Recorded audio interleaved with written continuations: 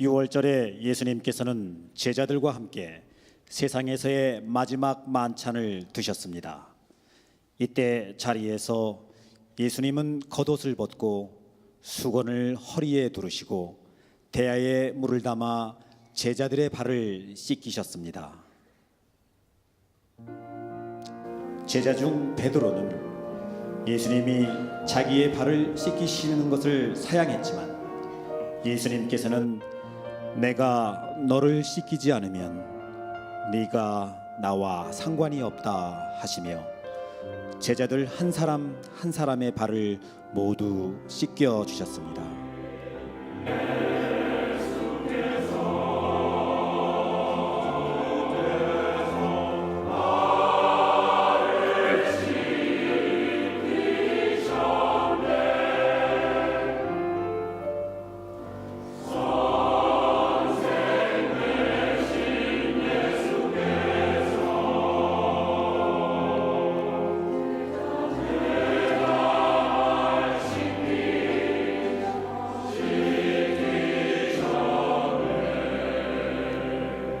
내가 주와 선생되어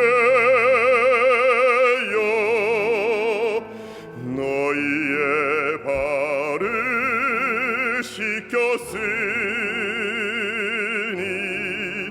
너희도 서로 발을 씻겨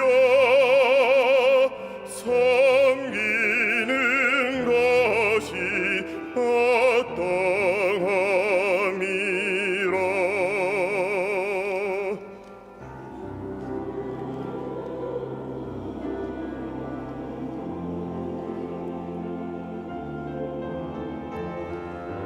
발을 다 씻기신 후에 옷을 입으시고 제자들에게 말씀하셨습니다. 내가 주와 선생으로서 너희의 발을 씻겼으니 너희도 서로 발을 씻기는 것이 옳으니라. 내가 너희에게 행한 것 같이 너희도 행하게 하려 본을 보였노라.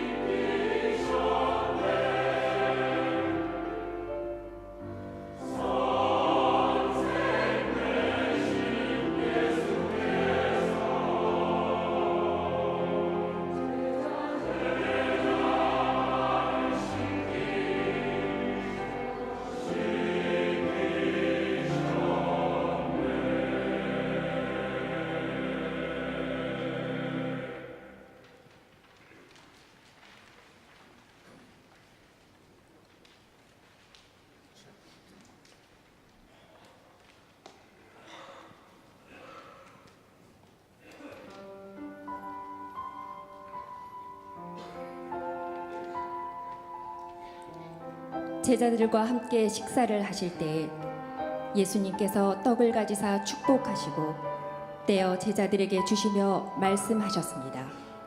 받아 먹으라. 이것은 내 몸이라.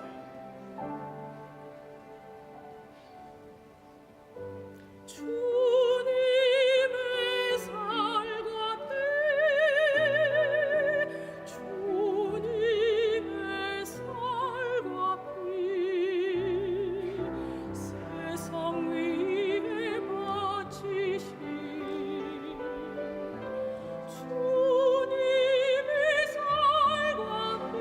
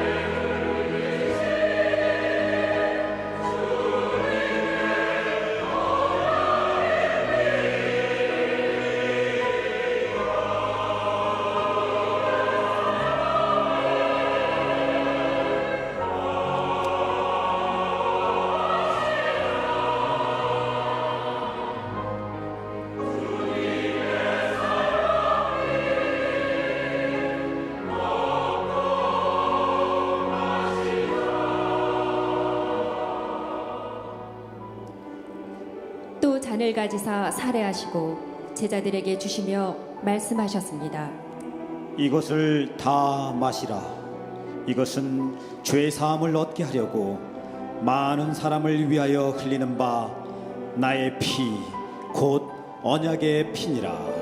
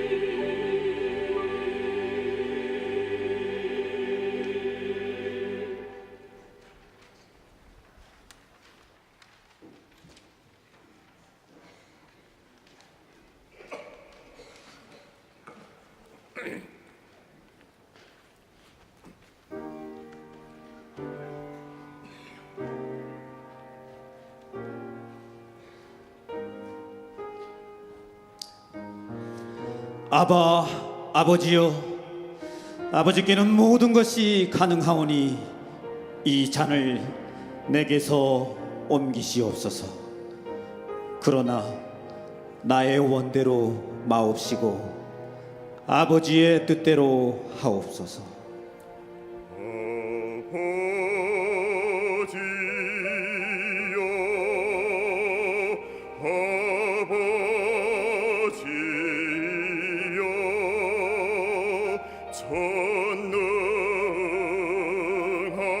전능하신 아버지여,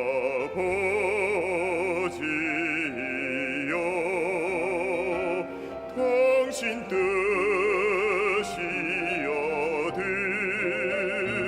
당신 뜻이여든 이 잔을 내게서 옮기옵소서.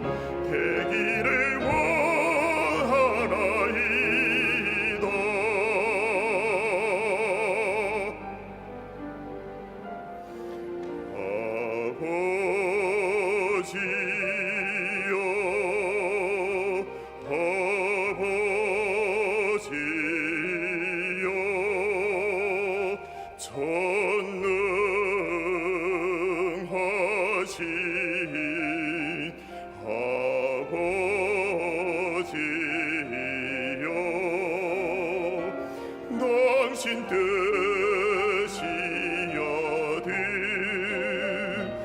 당신 뜻이여든 이 잔을 내게서 옮기옵소서.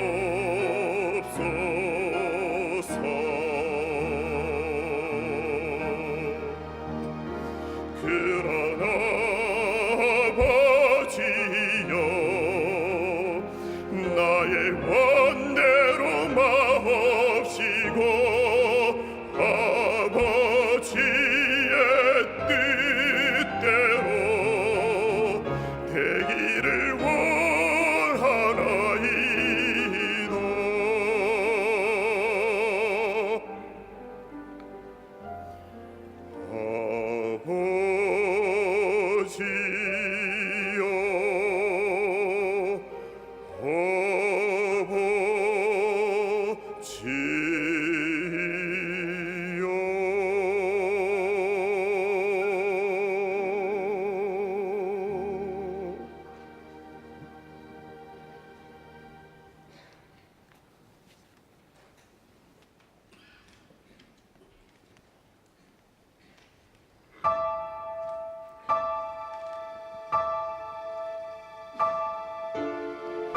목요일 밤 체포당하신 예수님은 성난 군중에 이끌려 재판을 받으러 대제사장 가야바, 빌라도, 헤롯에게로 끌려다니시며 갖은 고초를 겪으셨습니다. 유대인들은 예수님을 십자가에 못 박으려고 사형시킬 죄목을 찾았지만 사형에 마땅한 죄를 지적해낼 수가 없었습니다. 결국 그들은 성난 군중 심리로 폭동을 두려워하는 빌라도로부터 예수님을 십자가에 못 박도록 넘겨받았습니다. 주님은 그들에게 채찍을 맞으시고 갖은 고초를 당하시고 십자가를 지고 골고다 언덕을 향해 올라가셨습니다.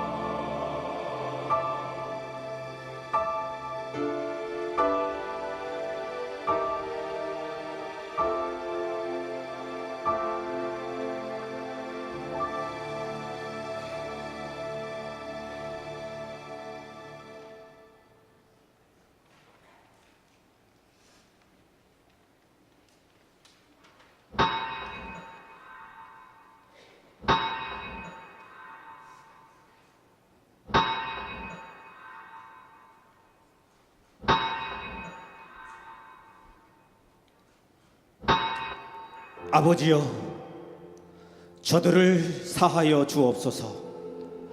자기들이 하는 일을 알지 못함이니이다. 내가 진실로 내게 이르노니 오늘 내가 나와 함께 낙원에 있으리라. 여자여 보소서, 아들이니이다. 보라 내 어머니라. 엘리 엘리 라마 사박다니, 나의 하나님 나의 하나님, 어찌하여 나를 버리셨나이까? 내가 목마르다. 다 이루었다. 아버지여, 내 영혼을 아버지 손에 부탁하나이다.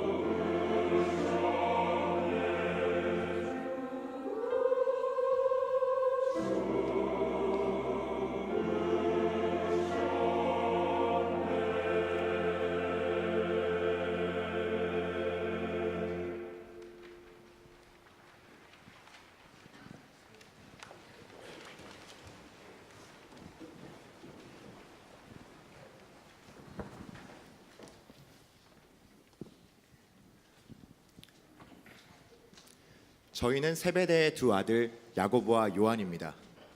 오랫동안 예수님을 따라다녔지만 실상 저희는 예수님을 잘 이해하지 못한 적이 많았습니다. 우리는 그분의 크신 능력과 인품으로 보아 예수님이 메시아일 거라고 믿었고, 그분은 로마 정권을 무너뜨리고 새 왕국을 세우셔서 통치하실 거라고 생각했습니다. 그래서 그분이 왕이 되시면 높은 자리 하나쯤은 차지할 수 있을 거라는 기대에 가득 찼었지요. 또 저희는 다른 제자들보다 상당히 조건이 유리했습니다. 바로 저희는 예수님과 친척이 되는 관계였거든요. 그래서 예수님께서 예루살렘으로 올라가실 때 저희 어머님을 통해서 제일 높은 자리 하나씩 주십사 하고 넌지시 청탁을 드렸지요. 그런데 예수님께서는 고난의 잔인이 뭐니 하시면서 저희를 나무라셨지 뭡니까? 저희는 예수님을 이해하지 못했습니다. 그런 능력과 인기와 인품을 가지고서 왜 고난의 길을 가고 고난의 잔을 마셔야 한다고 하시는지 적지 않게 실망도 되더군요. 때문에 주님께서 잡히셔서 고난 당하실 때 부끄럽게도 저희는 무서워서 도망을 치고 말았습니다.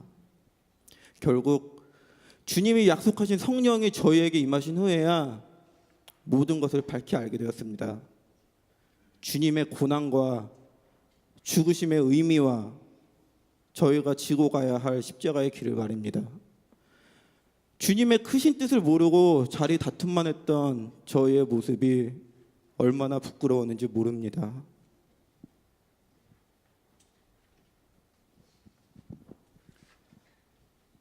저는 갈릴리의 어부였던 베드로올시다.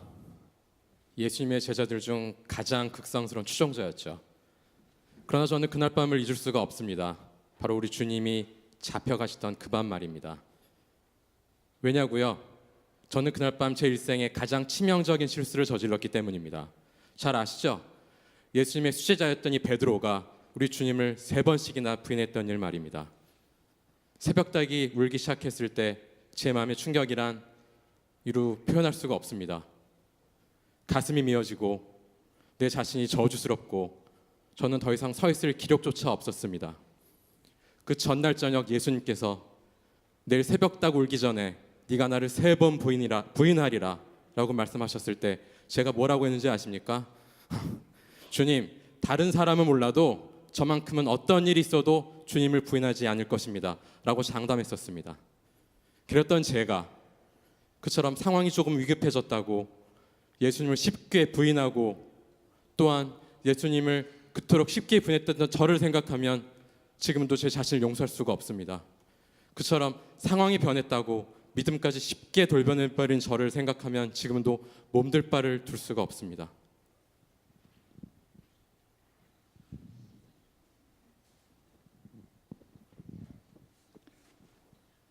저는 여러분이 잘 아는 사람 가룟 유다입니다. 예수님의 제자였지만 그분을 배반하고 말았죠. 제가 왜 예수님을 재물에 눈이 멀어서 저들의 손에 팔아 넘겼는지 저도 잘 모르겠습니다. 지금 생각하면 그때 무언가 제가 뭔가 쉬운 게 분명합니다. 아무 죄 없는 예수님을 그들의 손에 팔아 넘긴 저의 큰 죄를 깨닫고 난 후 제가 얼마나 후회하고 괴로워했는지 여러분은 잘 아실 겁니다. 그러나 지금에 와서 더 크게 주님을 팔아 넘긴 것보다 후회하는 것은 제가 스스로 목숨을 끊었다는 사실입니다. 무죄한 분을 배반하고 십자가에 못 박히도록 팔아 넘긴 이 큰 죄를 씻는 길은 죽음밖에 없다고 생각했습니다. 그러나 그것이 얼마나 잘못된 생각이었습니까? 아무리 큰 죄를 저질렀지만 자살만 하진 않았다면 베드로처럼 회개하고 주님을 위해 목숨을 바칠 수 있었을 겁니다. 그러나 돌이킬 수 없는 저의 2번의 잘못된 생각은 저를 영원한 멸망으로 던져버렸습니다. 회개하고 돌아서기만 하면 용서하시고 받아주실 주님의 큰 사랑을 왜 그때는 몰랐을까요?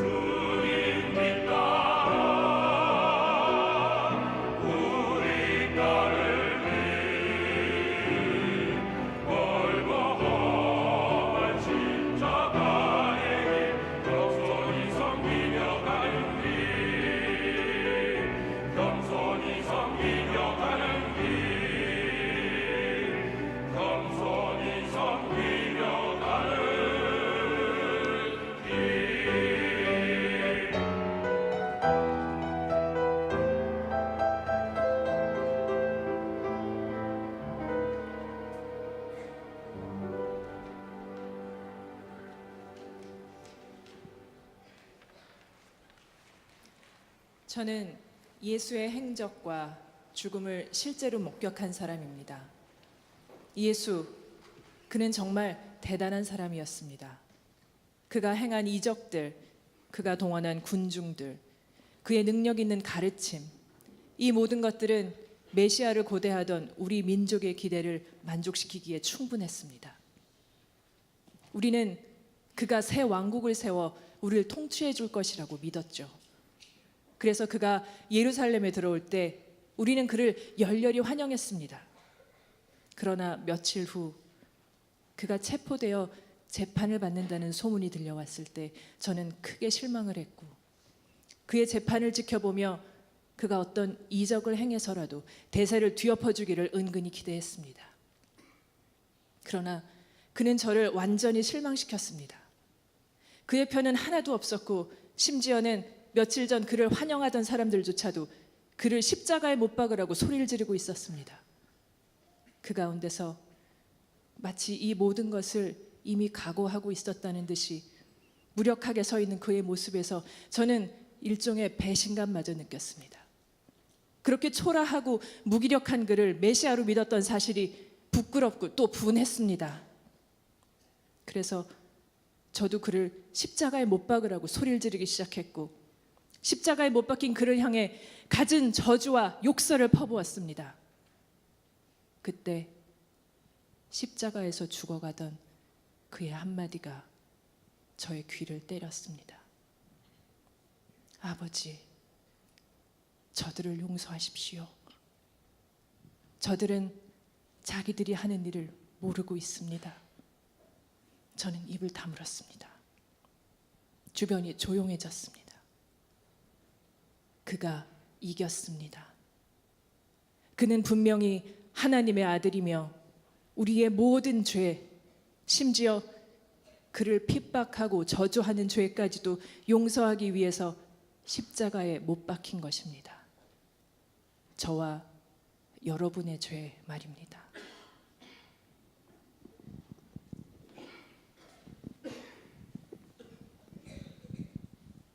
저는 강도 바라바입니다.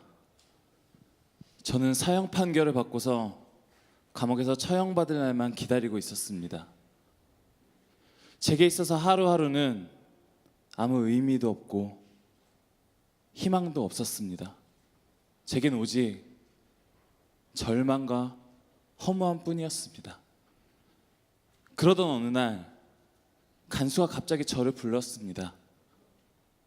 저는 오늘이 그 처형날인가 보다 싶어서 따라 나섰는데, 간수가 저를 데리고 간 곳은 십자가 형장이 아니라 수많은 군중 앞이었습니다. 갑자기 사람들이 바라바! 바라바! 하며 제 이름을 외치더니 간수가 저를 사람들에게 풀어주었습니다. 사람들은 저를 환영하면서 맞아주었습니다. 저는 그게 어찌 된 일인지 아무것도 몰라서 옆에 있는 사람에게 물어봤는데, 저 사람 대신 당신이 풀려난 것이오 라고 말해주었습니다. 저는 그가 누구인지 보려고 했지만 사람들에게 가려서 볼 수가 없었습니다. 그 후에 사람들은 함성을 지르면서 몇 명의 죄수를 끌고 십자가 형장으로 가고 있었습니다. 저도 그 많은 사람들 틈에 섞여서 어쩔 수 없이 그 형장까지 가게 되었습니다. 그곳에선 3명의 죄수가 처형을 받고 있었습니다. 그중 2명은 저와 그 아침까지 감옥에서 같이 지내던 사형수들이었는데, 단 1명은 도무지 낯선 사람이었습니다. 저 사람이 대체 누구지? 하고 생각하는 순간 저 사람 대신 당신이 풀려난 거라고 했던 그 말이 생각났습니다. 만약 저 사람이 아니었다라면 하는 생각이 들자 제 가슴이 뭉클해졌습니다.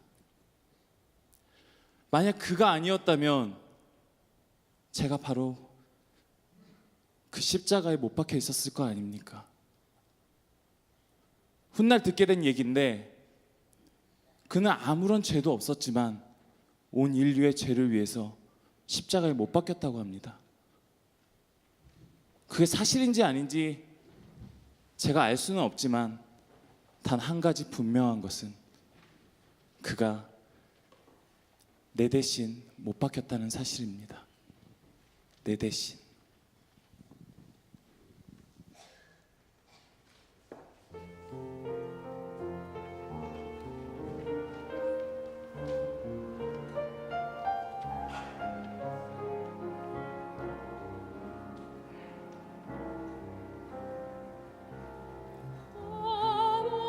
아버지여 저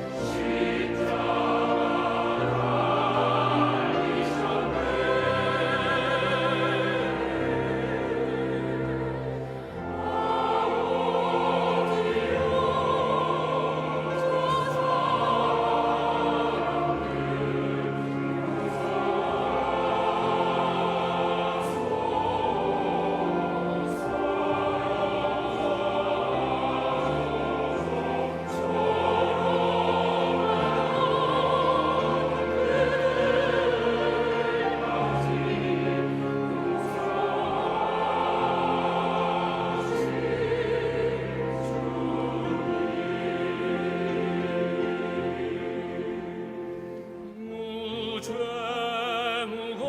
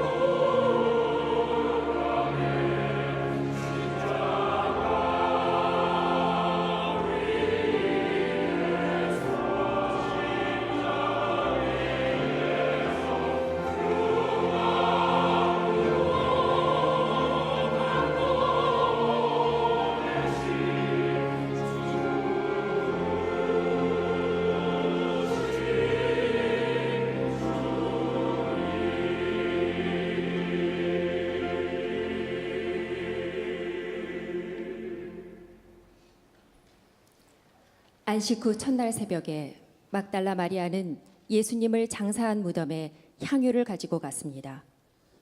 무덤을 막은 돌이 굴러간 것을 본 마리아가 무덤 속에 들어가 보니 예수님의 시체는 보이지 않고 예수님의 몸을 쌌던 세마포만 남아 있었습니다. 예수님의 시체를 찾지 못해 근심하는 마리아에게 찬란한 옷을 입은 두 사람이 나타나서 말했습니다. 어찌하여 산자를 죽은 자 가운데서 찾느냐? 그는 여기 계시지 않고 전에 너희에게 말씀하신 대로 다시 살아나셨느니라.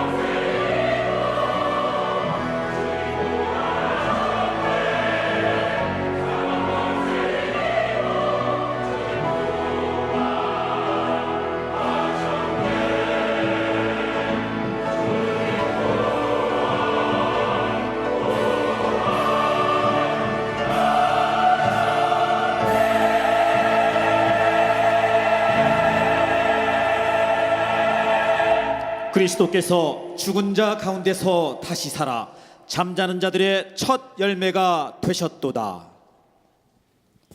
예수님이 돌아가셨을 때 저는 세상이 다 무너져 내리는 것 같았어요.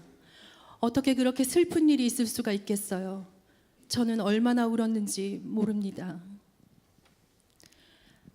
그렇게도 우리를 사랑해 주시던 그분이 이제는 다시 볼 수 없다고 생각하니 저의 가슴은 찢어질 듯이 아팠어요. 저는 슬픔에 잠겨서 예수님의 시체에 향유를 발라드리려고 예수님의 무덤을 찾아갔죠. 돌문이 굴러가 있더군요. 이상한 예감이 들어 무덤 속으로 들어가 보았더니 예수님의 시체가 보이지 않는 거예요. 이제는 예수님의 시체마저 사라졌다니 저의 슬픔은 가슴을 찢어놓는 것만 같았어요. 그때 어떤 찬란한 옷을 입은 두 사람이 나타나 저에게 예수님이 살아나셨다고 말하는 거예요. 저는 믿을 수가 없었어요. 무덤 밖에 나가 앉아 울고 있는데 어떤 사람이 저에게 왜 울고 있느냐고 말을 거는 것이었어요. 저는 그 사람이 동산 지키는 사람인 줄 알고 혹시 예수님의 시체가 어디 있는지 아느냐고 물어보았어요. 그때 마리아야 하는 음성이 들렸어요. 낯익은 예수님의 음성이었어요.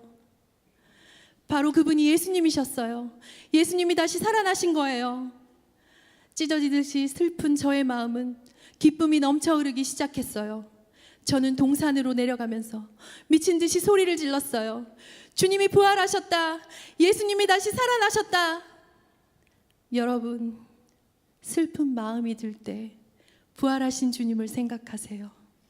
슬픈 마음은 사라지고 기쁨이 넘칠 거예요.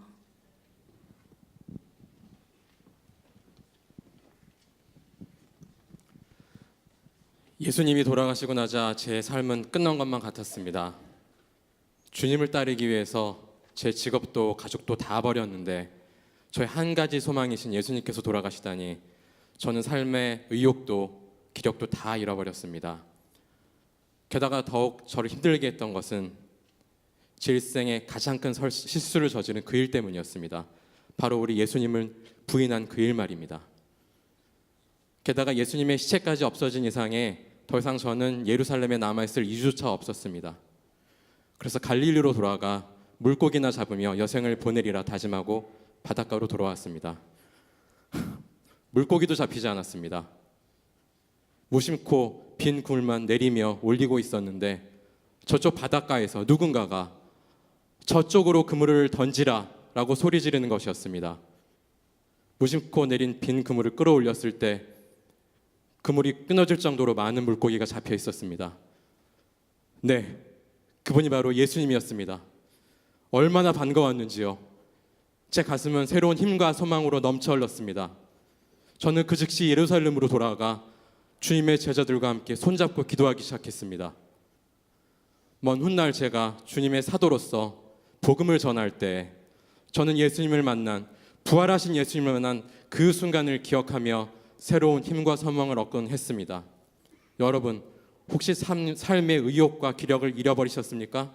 여러분도 부활하신 예수님을 생각하시기 바랍니다. 새로운 힘과 소망을 얻으실 수 있을 것입니다.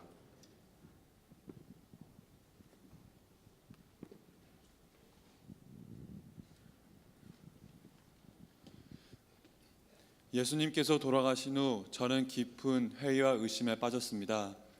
그토록 믿고 따르던 예수님이 그토록 허망하게 돌아가실 수 있는가? 우리는 예수님께서 하나님의 아들, 메시아, 그리스도이신 줄 믿었는데 우리의 믿었던 것이 다 착각이었던가? 도무지 이해가 되지 않았습니다. 그동안 믿어왔던 모든 것이 와르르 무너지는 것만 같았습니다. 예수님의 시체가 사라진 후 마리아와 몇몇 제자들이 부활하신 예수님을 만났다고 했지만 저는 도무지 믿을 수가 없었습니다. 죽은 사람이 어떻게 다시 살아난단 말인가? 내가 직접 예수님의 손과 발에 못자국, 허리에 창자국에 손을 넣어보지 않으면 믿을 수 없어 라고 반박했습니다. 그러나 예수님께서 저에게 찾아와 주셨고 저를 만나 주셨고 저의 모든 의심은 사라졌습니다. 확실히 예수님께서 저에게 찾아와 주셔서 말씀해 주셨습니다. 여러분들도 믿음이 약해지시거나 의심이 생기면 예수님께서 저에게 주신 말씀을 기억하시기 바랍니다. 내가 나를 본 거로 믿느냐? 보지 않고 믿는 자는 복이 있느니라.